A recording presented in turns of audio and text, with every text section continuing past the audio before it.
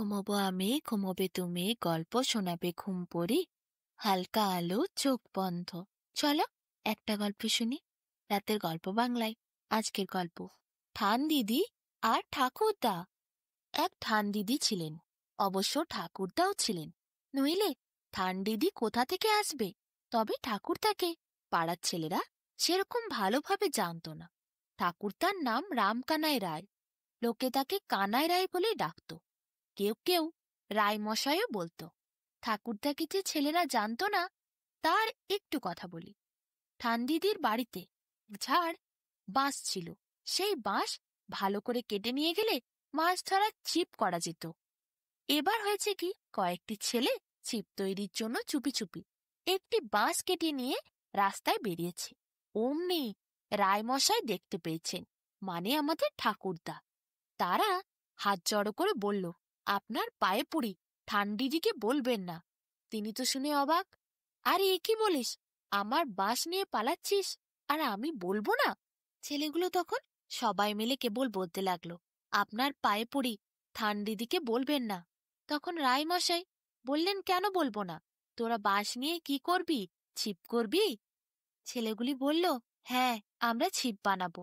তখন ঠাকুরদা বলল, আচ্ছা নিয়ে যা, আবার দেখব, ঠান দিদিকে বলে দেব কিন্তু যদি আর নিয়ে যাস। ছেলেগুলো বলল, না, আর নেব না, এটাই নিয়ে যাচ্ছি। এরপর বাঁশ নিয়ে তারা ছুট দিল। মৃদু হাসি দিয়ে ঠাকুরদা ঘরের ভেতরে ঢুকল। অনেকে আবার ঠান দিদিকে চিনত, কিন্তু ঠাকুরদা যে ঠান দিদির স্বামী সেটি তারা জানত না। অনেকেই আবার ঠাকুরদাকে চিনত, ঠান দিদি যে তার বউ সেটিও তারা জানত না। তবে বেশিরভাগ ছেলে ঠাকুরদাকে চিনত না, ঠান দিদিকেই চিনত। ঠান দিদির বাড়ি, ঠান দিদির বাঁশ ঝাড়, ঠান দিদির কাঁঠাল গাছ, এইসবই তারা ভাবত। ঠান দিদির কুল গাছ, ঠান দিদির পেয়ারা গাছ, সবই ঠান দিদির বলেই তারা চিনত। ঠাকুরদাকে সেরকম ভাবে কেউ চিনত না। ঠান দিদির পুত্র সন্তান নেই, 3টি মেয়ে আছে। বড় মেয়ে দুটির বিয়ে হয়ে গেছে, ছোট মেয়েটির বয়স অনেক কম। ঠান দিদির বয়স এখন অনেক বেশি হয়েছে। বাড়িতে লোকজন সেরকম নাই। ঠাকুরদা মাঝে মধ্যে বাড়িতেই থাকেন, তবে কাজেও বেরোতে হয়, বিদেশও যেতে হয় তাকে। ঠান দিদি তখন চৌকিদারি করে, ঘরে বসে থাকে, সব সময় পাহারা দিয়ে দেখে। ছেলেদের উৎপাত আবার তিনি সহ্য করতে পারেন না। অনেক সময় বুড়ো ঠান দিদি একাই থাকেন। এবার ঠাকুরদা একদিন বিদেশে গেছেন। ঠান দিদি কেবল তার ছোট মেয়েটিকে নিয়ে বাড়িতে একা আছে। সেদিন দুপুরবেলা মেয়েটি হঠাৎ করে ঠান দিদিকে বলল, মা, আমার মনে হলো আমার পিঠের দিকে কেউ যেন হাত দিল। ঠান দিদি বলল, চুপ কর, এ কথা বলিস না। ঠান দিদি প্রথমেই বুঝতে পেরেছিল বাড়িতে চোর ঢুকেছে। সেই চোর বাস্ক পেটার সন্ধানে অন্য ঘরে গেছে। ঠান দিদি আস্তে আস্তে উঠে তাড়াতাড়ি শিকলখানা দরজা লাগিয়ে দিল। চোর ভেতর দিকে রয়ে গেল। বাইরে থেকে শিকল আটকে দেওয়ার জন্য চোর আর দরজা খুলে বেরোতে পারল না। এরপর কি, প্রচণ্ড জোরে জোরে চিৎকার করতে লাগলো ঠান দিদি। ছোট্ট মেয়েটি কিন্তু কোনোদিন চোর দেখেনি। ঠান দিদি চিৎকার করতে করতে বটি নিয়ে ছুটে এসে দাঁড়ালো। এদিকে পাড়াগাঁয়ের লোকেরা তখন সবাই চিৎকার শুনে বুঝে গেছে নিশ্চয়ই চোর এসেছে। ঠান দিদি এরপর মেয়েটিকে বলল, তুই ঘর থেকে ছুটতে বেরিয়ে যা, আমি চোরকে দেখছি।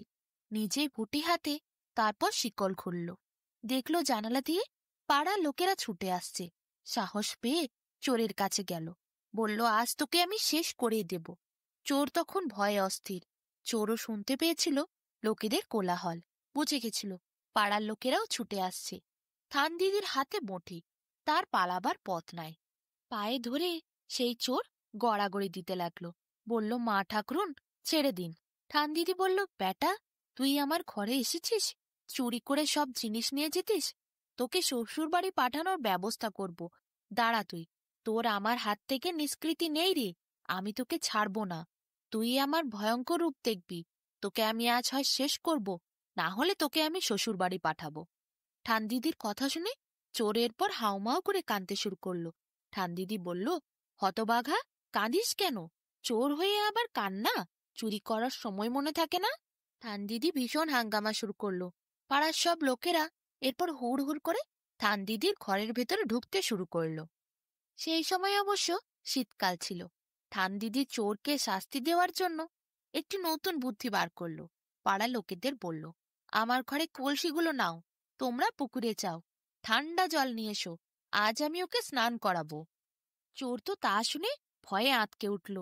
এত ঠান্ডায় সে চান করবে কিভাবে, তাও আবার পুকুরের ঠান্ডা কনকনে জল। চোরের পর কেঁদে ভাসিয়ে দিল। কিন্তু ঠান দিদি বলল, চুরি যখন করতে এসেছ, শাস্তি তোমায় আগে আমার কাছে পেতে হবে, পরে দেখা যাবে কে তোমায় কি শাস্তি দেয়। এরপর লোকেরা সব কলসি ভর্তি জল নিয়ে এলো। ঠান দিদি বলে দিল লোকগুলিকে চোরের হাত পা ধরতে। দুজন চোরের হাত ধরল, দুজন চোরকে জড়িয়ে আঁকড়ে ধরে বসে রইল।